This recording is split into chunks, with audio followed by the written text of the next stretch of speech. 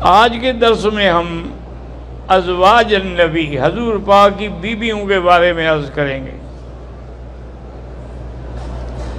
یاد رکھیں کہ حضور صلی اللہ علیہ وسلم کی بیویاں نکاح یعنی 11 تھے،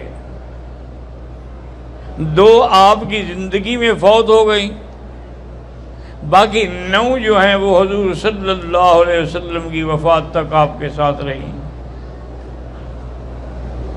اور سب سے پہلی حضور صلی اللہ علیہ وسلم کی بیوی جو ہے وہ سیدہ خدیجہ ہے۔ سیدہ خدیجہ الکبریٰ رضی اللہ تعالی عنہا مکہ مکرمہ کے بڑے تجار میں شمار ہوتی تھیں، اور ان کا طریقہ تجارت یہ تھا کہ کچھ لوگوں کو پیسے دیتی کہ یہ مال لے کے شام جاؤ، وہاں یہ بیچ دو، اور وہاں سے لے کے آؤ جو یہاں مکے میں آ کے بیچ دو۔ اس نے حضور صلی اللہ علیہ وسلم کی خدمت میں بھی یہ اپنی آرزو رکھی کہ حضور آپ میرے پیسے لے جائیں اور وہاں جا کر بیچیں۔ انہوں نے کہا میں نے کبھی تجارت کی نہیں۔ تو ہر آدمی کے لیے وہ کام کرنا چاہیے جو وہ سمجھتا ہو۔ اور نے کہا حضور آپ اس بات کا غم نہ کریں، میں آپ کو اپنا ایک تجربہ کار غلام جو ہے اور میرا مجرب ہے، وہ سمجھدار ہے، بزنس کے رموز کو سمجھتا ہے، میسرہ وہ آپ کے ساتھ جائے گا۔ حضور صلی اللہ علیہ وسلم اس کے کہنے پر چلے گئے، میسرہ بھی ساتھ گیا۔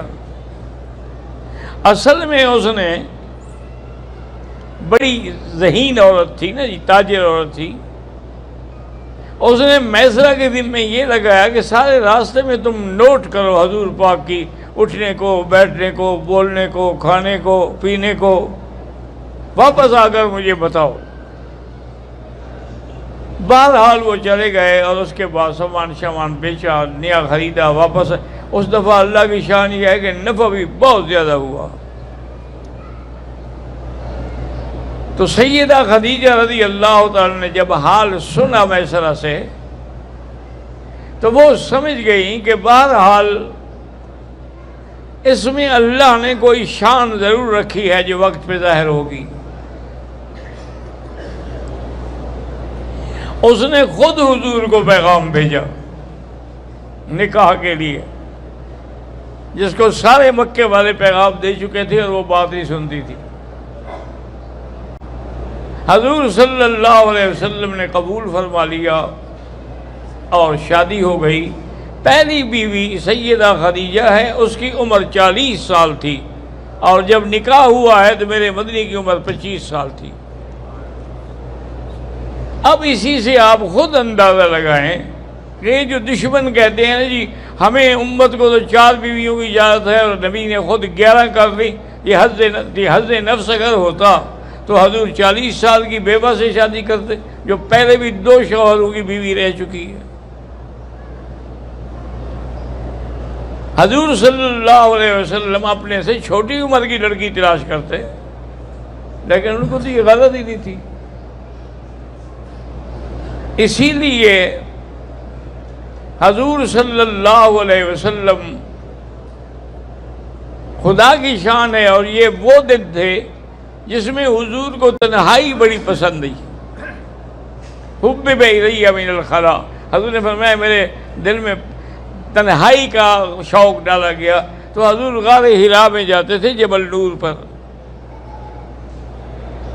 اور سیدہ خدیجہ ان کو سامان تیار کر کے دے دیتی تھی، کھانے کا، پینے کا۔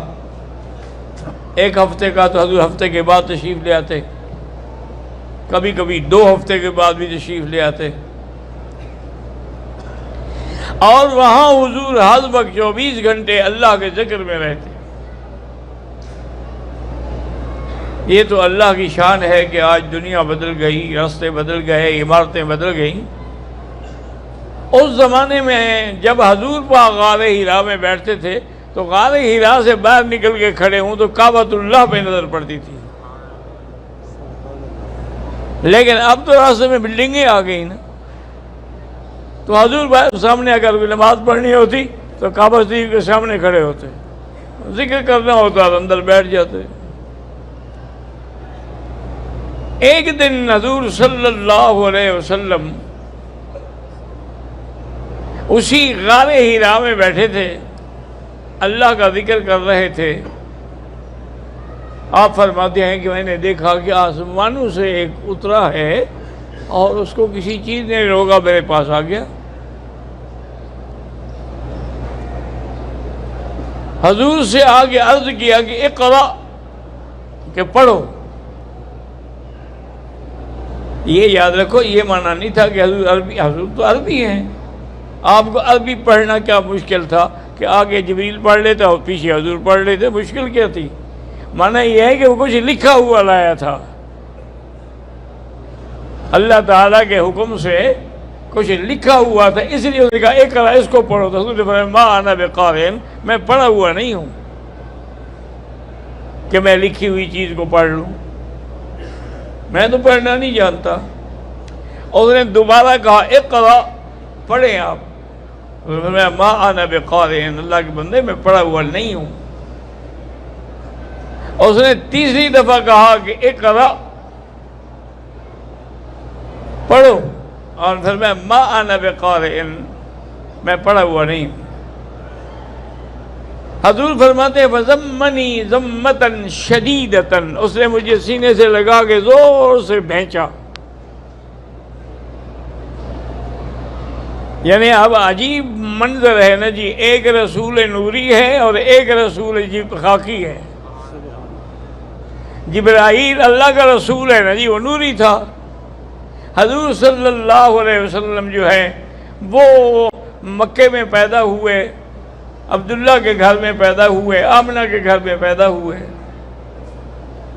تو ان کا جو لقاء تھا نا جی وہ ایک عجیب بات تھی۔ اس کے بعد اس نے کہا پڑھو، تو آپ نے پڑھا اقرأ بسم ربک الذی خلق، خلق الانسان من علق، اقرأ وربک الاکرم الذی علم بالقلم علم الانسان ما لم یعلم۔ یہ 5 آیتیں نازل ہوئیں، اور اسی طرح جب، اور اس کے بعد وہ آدمی جیسے آیا تھا نا اسی طرح اوپر چلا گیا۔ اب حضور ڈر گئے، حضور پہ خوف طاری ہو گیا۔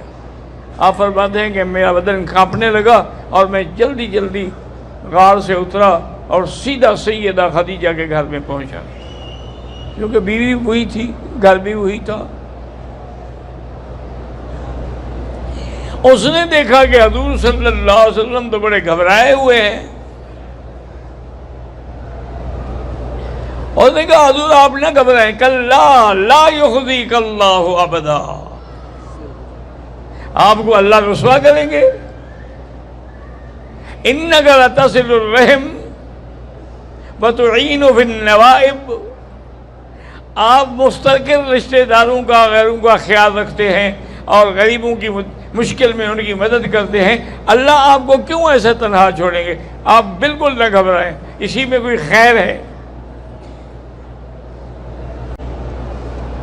سیدہ خدیجہ رضی اللہ تعالی عنہ کی تسلی سے حضور صلی اللہ علیہ وسلم کو تسلی ہوئی، آپ سو گئے۔ آپ جب اٹھے تو آپ نے کہا کہ خدیجہ دراصل وہ اب مجھے نیند میں سمجھا دیا گیا ہے کہ وہ اللہ کا جبریل تھا، وحی لایا تھا۔ تو اس نے کہا یا رسول اللہ اگر یہ بات ہے سب سے پہلے میں ایمان لاتی ہوں۔ تو اسی لیے علماء کرام نے تمام چیزوں کو سامنے رکھ کے یہ فیصلہ کیا ہے کہ عورتوں میں سب سے پہلے ایمان لانے والی کون ہے؟ خدیجہ ہے، اور بچوں میں ایمان لانے والے حضرت علی ہیں۔ غلاموں میں ایمان لانے والے زید بن حارثہ ہے، اور سمجھدار لوگوں سے پہلے ایمان لانے والا ابو بکر ہے۔ یہ وہ لوگ ہیں جو سب سے پہلے ایمان لے آئے۔ حضور صلی اللہ علیہ وسلم سیدہ خدیجہ الکبریٰ کا اتنا اکرام فرماتے تھے، احترام فرماتے تھے، وہ آپ کی زندگی میں فوت ہوئیں، حضور پاک نے جنازہ پڑھایا، انہیں اپنے ہاتھ سے جنت المعلیٰ کے قبرستان میں دفن فرمایا۔ حدیثوں میں آتا ہے کہ ایک دن بی بی عائشہ صدیقہ، یہ سوکن کے اندر ہوتی ہے نا یہ بات، اس کو غصہ آ گیا۔ انہوں نے کہا حضور کیا ہر وقت آپ فرماتے ہیں کہ خدیجہ نے یہ کیا اور خدیجہ نے یہ کیا اور خدیجہ نے یہ کہا اور خدیجہ نے یہ کیا۔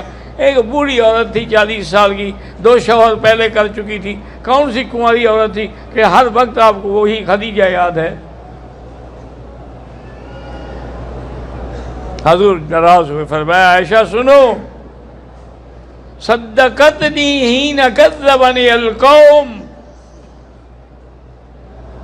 خدیجہ نے میری تصدیق کی جب قوم نے میری تکذیب کی۔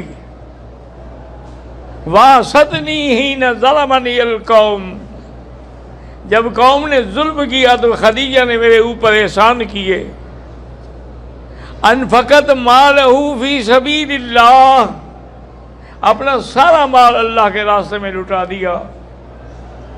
تم لوگ اس وقت میرے پاس آئے ہو جب الحمدللہ میرے پاس قوت بھی ہے، طاقت بھی ہے، صحابہ بھی ہے، وہ تو میرے پاس اس وقت آئی جب کوئی بھی میرے ساتھ نہیں تھا،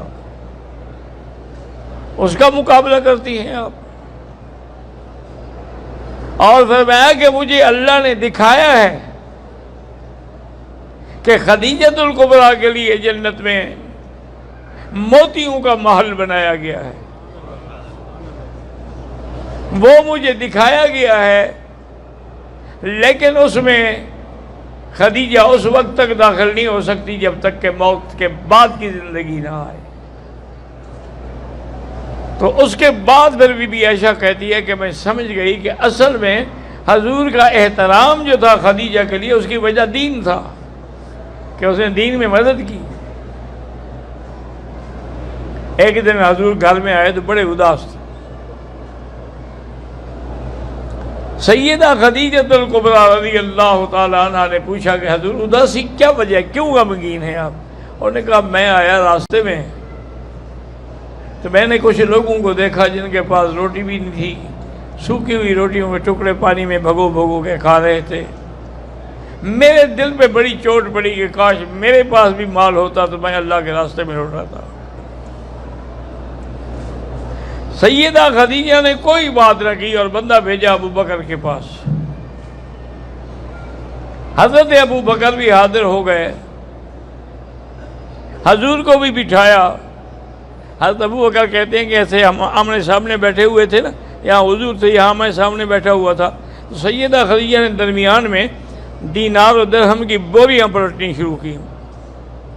وہ اتنی اونچی ہو گئیں کہ مجھے حضور نظر نہیں آتے تھے، اتنا مال تھا یعنی۔ تو جب یہ ہو گیا تو اس نے کہا کہ یا رسول اللہ ھذا مالی مالک انفق فی سبیل اللہ، یہ میرا مال تیرا مال ہے، یہاں چاہو خرچ کرو۔ تو حضور صلی اللہ علیہ وسلم نے سب سے پہلے اس مال سے لے کر وہ جن کو دیکھا تھا کہ بڑے برے حال میں ہیں ان کو جا کے سب کو تقسیم کیا۔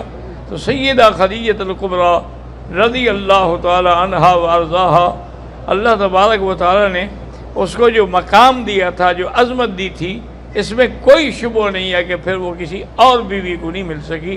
واللہ اعلم۔